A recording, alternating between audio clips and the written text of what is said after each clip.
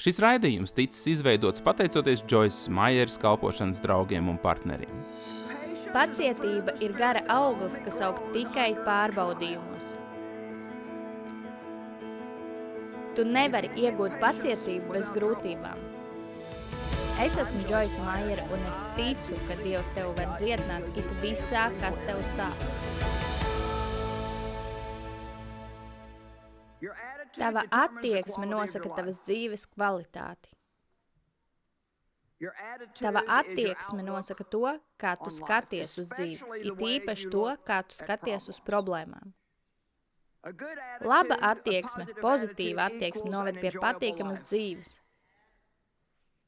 Tas nenozīmē pie tādas, kurā nav grūtību, bet tomēr pie labas un priecīgas dzīves. Vai tu esi pamanījis, ka apustuļi, pat ar visām lielajām problēmām, kas viņiem bija, viņi vienmēr saglabāja pozitīvu attieksmi, neskatoties uz tām. Doma, ka tu nevari vienlaikus piedzīvot problēmu un izbaudīt dzīvi, nav patiesa. Neskaties tikai uz to, kas ar tevi notika, bet arī uz to, kas varēja notikt, bet nenotika. Ja tu biji autoavārijā un tu joprojām esi dzīvs, tad pateicies par to Dievam. Viena mana draudzene reiz atradās laivā. Viņa jau ir devusies mājās pie kunga, bet tas bija pirms daudziem gadiem. Un viņa sēdēja laivā, lasot 91. psalmu par to, kā Dievs pavēl saviem eņģeļiem tevi sargāt. Un laiva uztriecās lielam vilnim.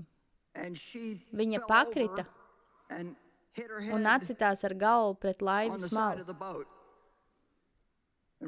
Un uzreiz viņa sāka, ak, Dievs, es nesaprotu, kas tas ir, kur tu biji, kur bija mani eņģeļi. Es taču tikko lūdzu par to, ka eņģeļi man sargās. Un Dievs viņai vienkārši teica, tu taču neesi mirus, vai ne?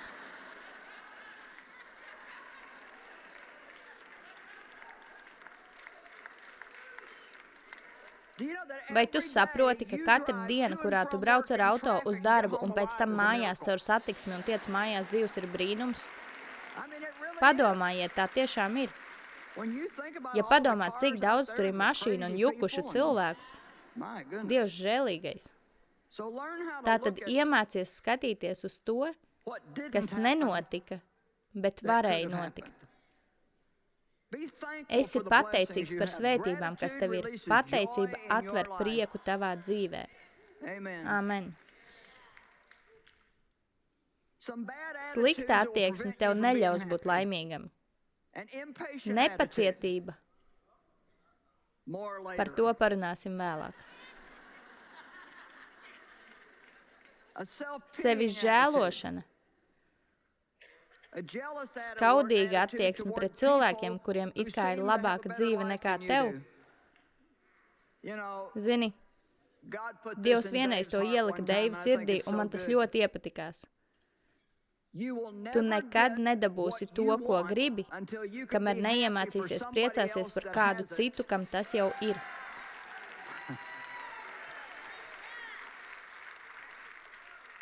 Tikai padomā par to. Tu nekad nedabūsi to, ko vēlies, kamēr neiemācīsies priecāties par kādu citu, kam tas jau ir, kamēr tu vēl uz to gaidi. Un zini, kā to iemācīties? Uzticoties Dievam, ka viņš zina, ko viņš dara, ka viņš visu dara pareizajā laikā, un viņš tev dos to, kas tev pienākas pareizajā laikā. Bet pa to laiku priecājies par citiem, kur ir svētīti. Amen. Dusmīga attieksme pret Dievu, tāpēc, ka nevar saprast, kāpēc tavā dzīvē notikušas konkrētās lietas, nekad nevaino Dievu par savām problēmām. Nekad neapvainojies uz Dievu tāpēc, ka dažas lietas, kas notikušas, neizskatās pareizi vai arī izskatās negodīgi. Es nezinu, kāpēc, bet Dievs man ir svētījis. Ar visu to, ko es piedzīvoju bērnībā, un es lūdzu, lai Dievs man izvelk no tās situācijas. Viņš neizvelka mani no tā, bet viņš veda mani cauri. Un tiklīdz kā es biju gatava ļaut viņam to izmantot, viņš to vērsa man par labu. Un es tiešām ticu, ka miljoniem cilvēku visā pasaulē ir dziedināti savās dvēselēs no sāpīgiem pārdarījumiem, kas ar viņiem ir notikuši. Vienkārši redzot piemēru, ka kāds varēja būt briesmīgā situācijā, bet neskatoties uz to dzīvo brīnišķīgu dzīvi. Amen.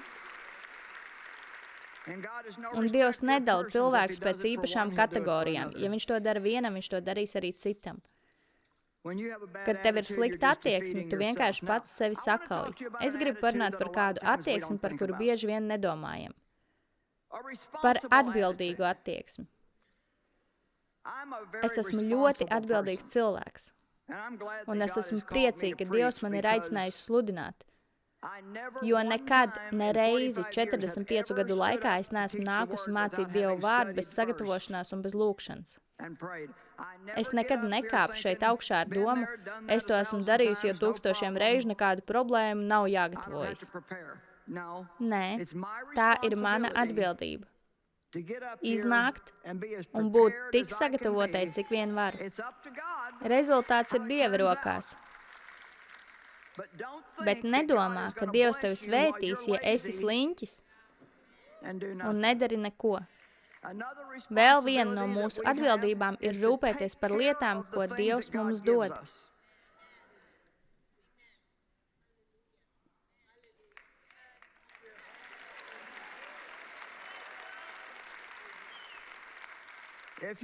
Ja tev ir automašīna,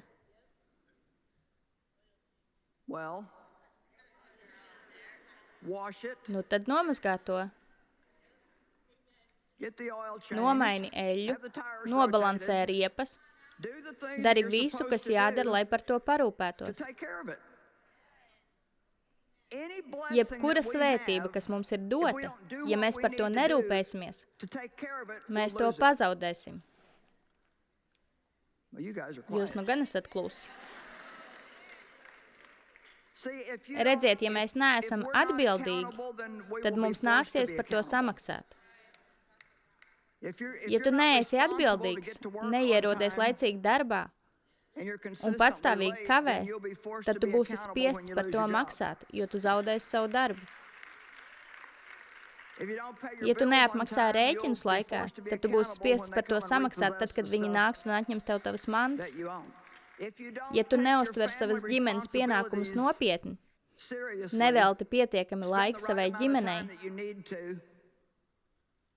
tad tu būsi spiests par to samaksāt tad, kad tavs laulāties gribēs šķirties un tavu bērnu nevēlēsies tevi redzēt. Mums visiem ir sava atbildība. Es domāju, ka daudz kristiešu neapzinās, ka viņiem ir arī pilsoniska atbildība.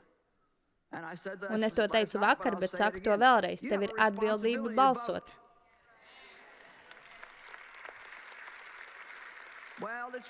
Ai, līst lietus, es šodien negribu iet. Labi, bet kādā valstī tu gribi dzīvot? Labi, iesim uz priekšu. Diemžēl mēs domājam, ka viņiem viss ir jāsakārto.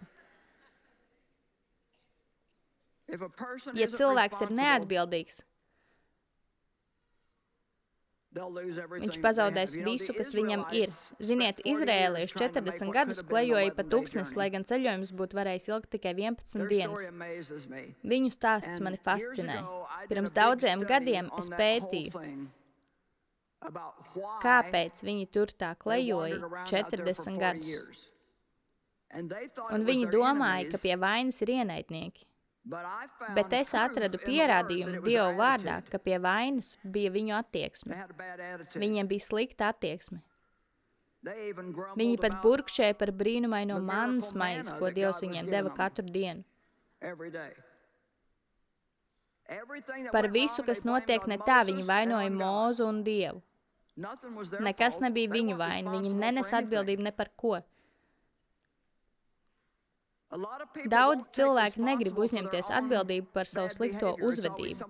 Vienmēr vainīgs ir kāds cits. Nu, ja tu pret mani izturētos labāk, tad es tik viegli nesadusmotos. Nē, mums jābūt atbildīgiem par sevi. Nevajag domāt, ka mana uzvedība varbūt ir nepareiza, bet tā nav mana vaina. Zini, kāds cits var rīkoties tieši tāpat kā mēs, un viņam nav attaisnojumu. Tev nav attaisnojumu tā rīkoties. Bet attiecībā uz mums vienmēr būs attaisnojums. Es rīkojos slikti, jo mani kādreiz izmantoja. Es rīkojos slikti, jo piedzimu nepareizajā sliežu pusē. Es rīkojos slikti, jo. Nē, mēs rīkojamies slikti, jo neesam paklausīgi Dievam. Un punkts. Ar to arī saruna beidzas. Kāds lūdz palīdzību, un tu saki, ka es labprāt tev palīdzētu, bet es esmu tik aizņemts, man vienkārši nav laika. Zini ko, tā nav patiesība, jo, ja tu patiešām gribētu palīdzēt, tu atrastu veidu, kā to izdarīt. Jo mīlestība vienmēr atrod veidu. Amen. Redz, es nokavēju darbu, jo tieši pirms gāju ārā no mājas, man iezvanījās telefons. Kurš teica, ka tev obligāti jāceļ telefons? Tev nav vienmēr jāceļ telefons. Zini, ko es tev pateikšu? Ja tu regulāri visur kavē,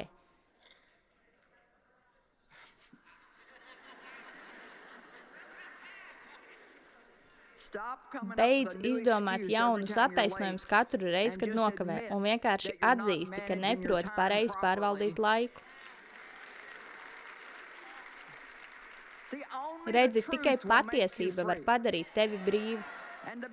Un, ja godīgi, tā nav dzīvošana mīlestībā, ja tu kavē visur, kur ej, jo ir nepieklājīgi likt visiem pārējiem gaidīt uz tevi. Attaisnojums ir vienkārši iemesls, kas papildināts ar meliem. Pacietības pilna attieksme. Jūs bijāt tik nepacietīgi, jūs nespējat sagaidīt, kad es beidzot nonākšu pie tās pacietības tēmas. Redziet, pacietība nav vienkārši spēja gaidīt. Pacietība atklājas tajā, kā mēs uzvedamies, kamēr mēs gaidam.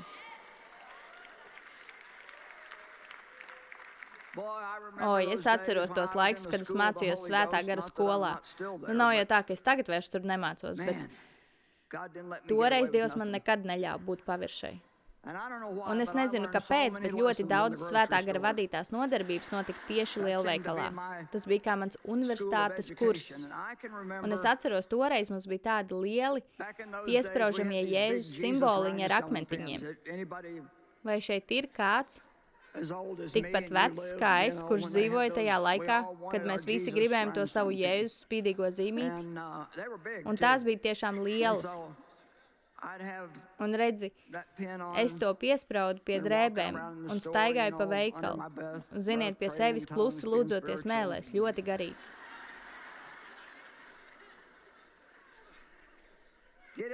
Es nostājos rindā, tur jauna kasierīte jau tāda pārnervazējusies. Viņai beidzas lente. Man jāgaida. Viņa strādā lēni, viņa kļūdās.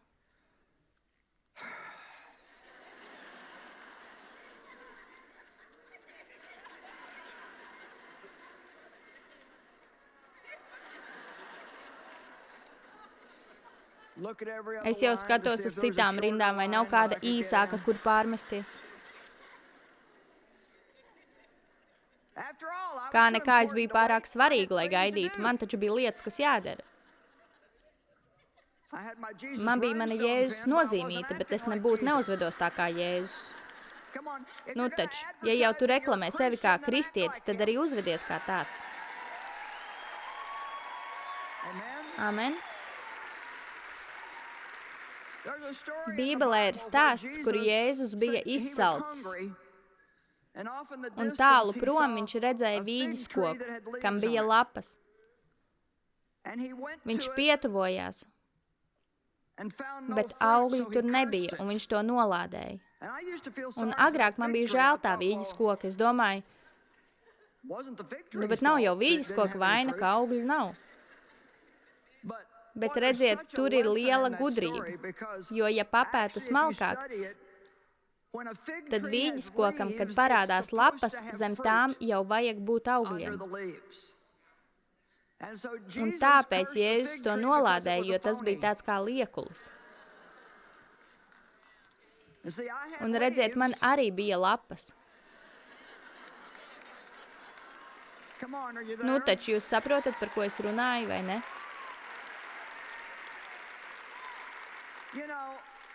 Zini, varbūt tev mājās ir milzīga kristīgā bibliotēka. Un tev patīk vest viesus cauri tai istabai, kur tās grāmatas glabājas, lai atstātu uz viņiem iespaidu. Bet cik no tā visa jūs esat patiesībā izlasījuši? Cilvēki man reizēm saka, man ir visas tavas grāmatas. Un es reizēm nodomāju, tu neuzvedies tā, it kā tev tās būtu. Redziet, no tā, ka mājās ir liela kristīgā bibliotēka, mēs nekļūstam garīgāki. Paņemiet 30 minūtes dienā un lasiet. Tikai 30 minūtes. Vai varat atrast stundu dienā? Sadaliet to 15 minūtes lūkšanai, 15 minūtes bībeles lasīšanai, 15 minūtes kādas labas kristīgās grāmatas lasīšanai, kas palīdzēs saprast bībeli, un 15 minūtes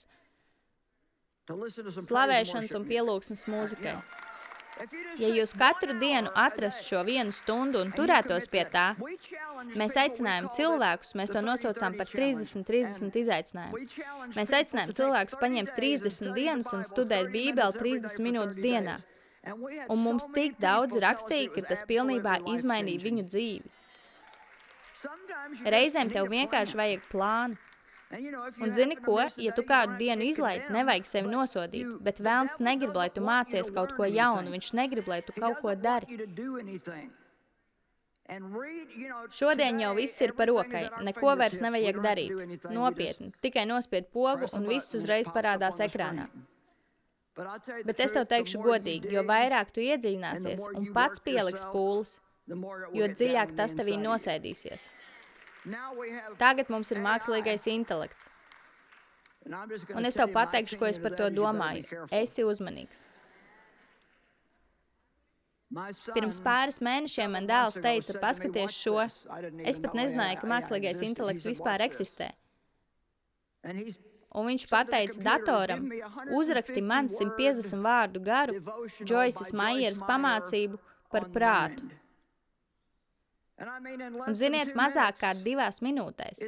Datorā parādās pamācība, kas skanēja tieši tā kā es. Datoram ir spēja savākt materiālu no maniem mācību darbiem, un zini ko? Es nesākšu rakstīt šādā veidā. Es tā nedarīšu.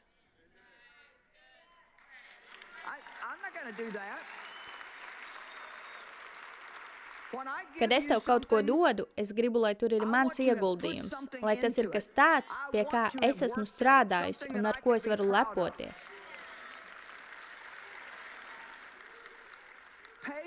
Pacietība ir gara auglis, kas aug tikai pārbaudījumos. Tu nevari iegūt pacietību bez grūtībām. Bībele saka, kad mums ir grūtības, tas izveido pacietību un izturību. Un kā es vakar teicu, man no sākuma bija jāatbrīvojas no daudzām lietām, līdz es tiku līdz pacietībai. Ak, mans Dievs, es agrāk uzvedos tik slikti. Mirkļos, kad man bija pārbaudījumi un grūtības.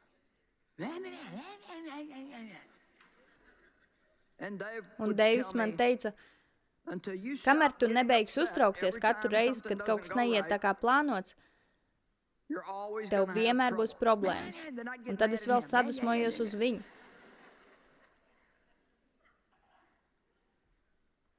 Es esmu tik priecīga, ka esmu šo to iemācījusies, un man vairs nav jāuztraucas katru reizi, kad Velns kaut ko mēģina darīt. Amen. Labi, Lūkas 21:19 ir brīnišķīga raksturvieta par pacietību. Tur teikts, ar pacietību jūs iemantosiet savas dvēseles. Tas ir no King James tulkojuma. Ko tas nozīmē? Ar pacietību jūs iemantosiet savas dvēseles. Redziet, jūsu dvēsele ir jūsu prāts, jūsu griba un jūsu emocijas. Tātad, kad jums ir problēmas, un jūs neesat pacietīgi, jūsu prāts var noiet no sliedēm. Jūsu emocijas būs kā amerikāņu kalniņi. Un jūsu griba pretosies Dieva gribai, jo jūs gribat to, ko jūs gribat, un gribat to tūlīt. Bet ja mēs esam pacietīgi, Mēs varam domāt tā, kā Dievs vēlas, lai mēs domājam. Mēs varam palikt mierā un paļauties uz Dievu perfekto gribu mūsu dzīvē. Vai tu gribi, lai tava dvēsele valda pār tevi, vai tu gribi valdīt pār savu dvēseli? Amen. Es tik daudzus gadus dzīvoju aizkaitināti. Cik daudz no jums zina, ko nozīmē būt aizkaitinātam? Zini, kas mūs visvairāk aizkaitina? Mēģinājumi kaut ko darīt situācijās, kurās mēs patiesībā neko nespējam padarīt. Piemēram, kuru tu šobrīd centies izmainīt?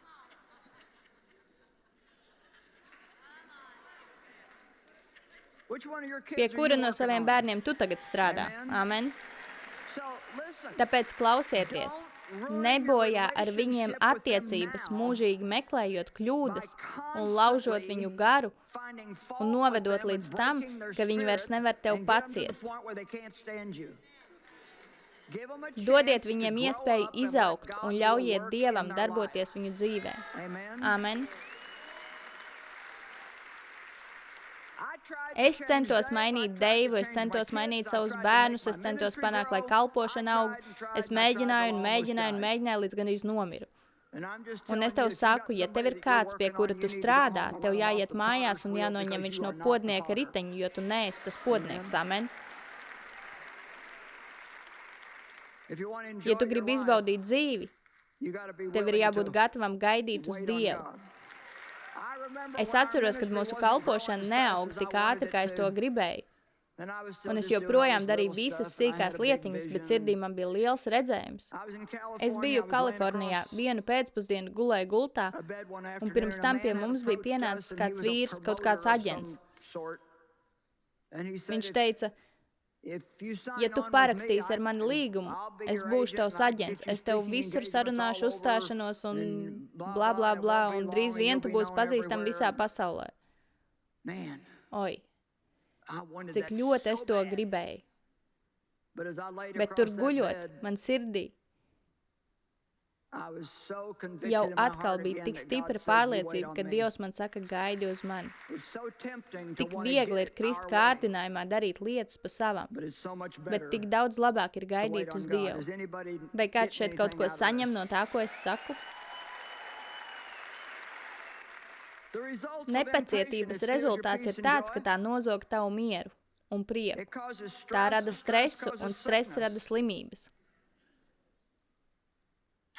Kā tev klājas, kad stāvi sastrēgumā?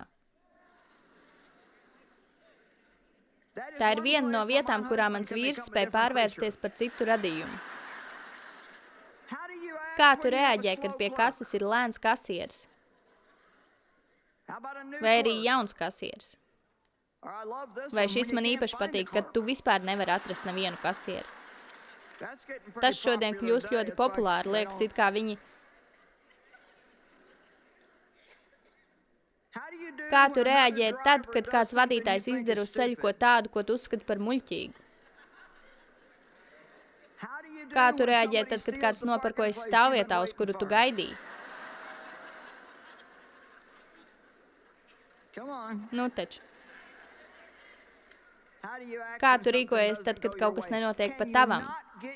Vai tu vari palikt priecīgs un laipns, neiegūstot to, ko tu gribi? Tagad es varu, bet, tas prasīja ļoti ilgu laiku. Vai nepacietība tev liek nepaklausīt Dievam?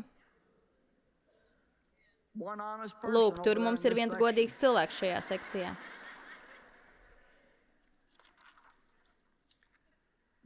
Gaidīšana ar cerību tev nesīs prieku. Un cerība ir tā, kas sagaida, ka kuru katru brīdi notiks kaut kas labs.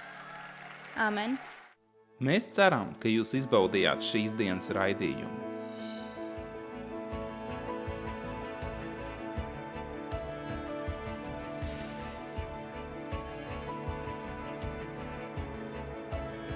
Šis raidījums ticis izveidots pateicoties Joyces Maieres kalpošanas draugiem un partneriem.